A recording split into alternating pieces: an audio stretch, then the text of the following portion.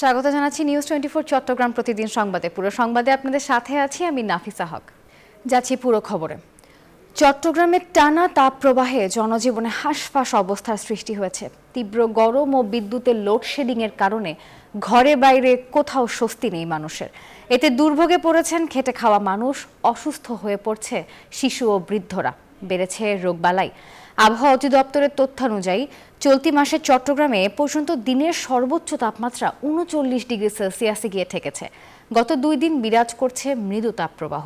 তবে বাতাসে জলীয় বাষ্প বেশি হওয়ায় এ তাপমাত্রা বেশি অনুভূত হচ্ছে বলে জানিয়েছে সংশ্লিষ্টরা।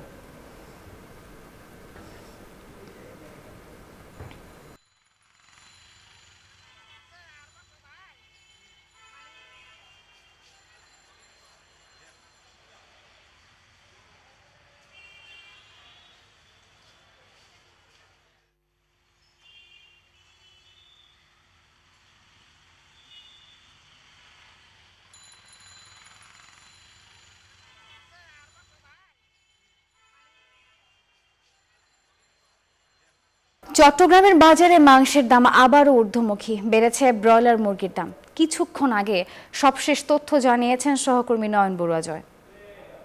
দিনে বাজারে এসে আমরা দেখছি ব্রয়লার মুরগির কোনো সংকট আমরা দেখছি না, যেহেতু ক্রেতারা ছুটছে বাজারে, তার কারণে ব্রয়লার মুরগির দাম নানা অজুহাতে আবারও কেজিতে 20 টাকা থেকে 30 টাকা পর্যন্ত বাড়িয়ে দিয়েছেন বিক্রেতারা। এখানে 230 টাকা কেজিতে তারা বিক্রি করছে। আবার সোনালী যে মুরগি, সেই মুরগির দামও কিছুটা বাড়িয়ে দিয়েছেন।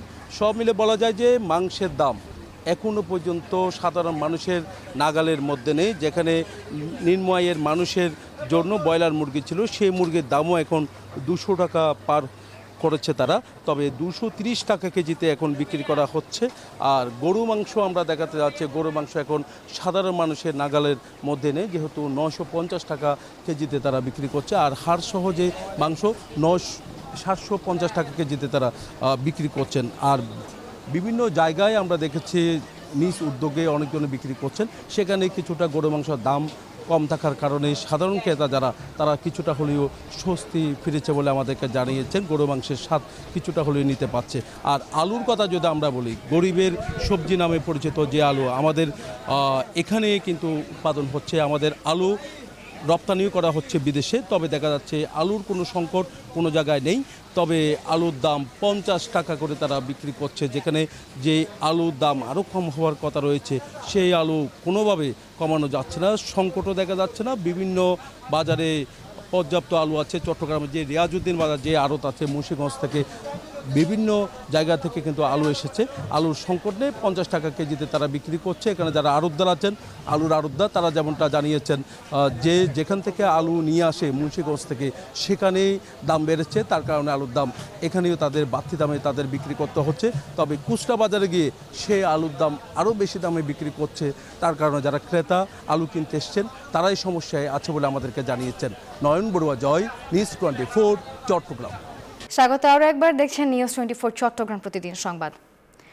চট্টগ্রামে মারমা সম্প্রদায়ের সাংগ্রায় জলকেলি উৎসব অনুষ্ঠিত হয়েছে। চট্টগ্রাম বন্দর রিপাবলিক ক্লাব প্রাঙ্গণে মহানগর যুব সংঘ আয়োজিত উৎসবের উদ্বোধন করেন খাদ্য অধিদপ্তরের ব্যবস্থাপক বাবু থোয়াইমং প্লু মারমা। এ সময় আরও উপস্থিত ছিলেন রাজকুমার সুইচিং প্লু সাইন, প্রকৌশলী থোয়াচিং মারমা সহ আরও অনেকে। এছাড়া আলোচনা সভার পাশাপাশি দিনব্যাপী সাংস্কৃতিক অনুষ্ঠানের আয়োজন করা হয়েছে।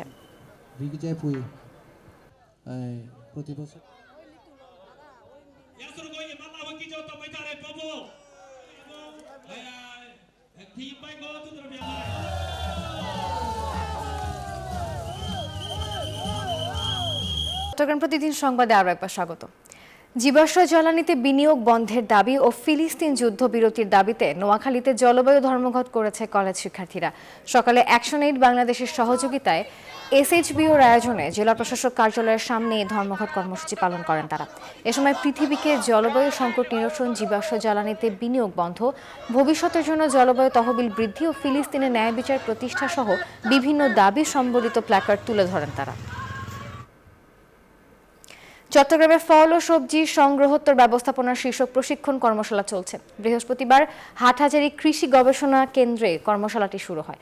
প্রশিক্ষণে সতেজ টমেটোর পাল্প সংরক্ষণ, সস তৈরি, বরুই তেঁতুলের ব্যবহারের মাধ্যমে মিশ্র চাটনি, স্টিপিং পদ্ধতিতে ফল ও সবজি সংরক্ষণ, লেবুর জুস তৈরি বিষয়ক ব্যবহারিক ধারণা দেওয়া হয়।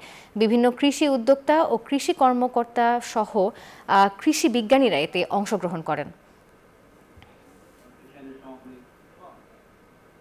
চট্টগ্রাম প্রতিদিন সংবাদ এ পর্যন্ত। এতক্ষণ সাথে থাকার জন্য ধন্যবাদ সবাইকে।